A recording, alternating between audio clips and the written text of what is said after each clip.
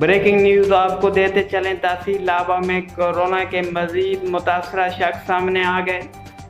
तहसील लावा में पै दर पै कोरोना के बाद सुरनाल और बरवाल के रिहायशी 2 अफराद कोरोना का शिकार।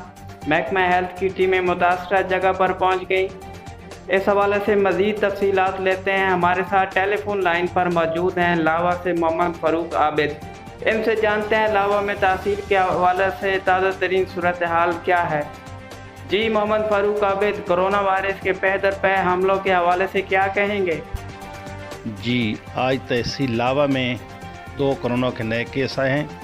एक ढुरनाल में मोहम्मद साजिद नाम का और एक बलवाल में अब्दुल मजीद नाम का।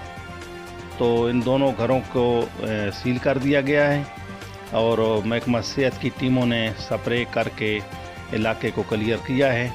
और मज़ीद एक केस कल लावा में आया था जिसे चकवाल शिफ्ट कर दिया गया था।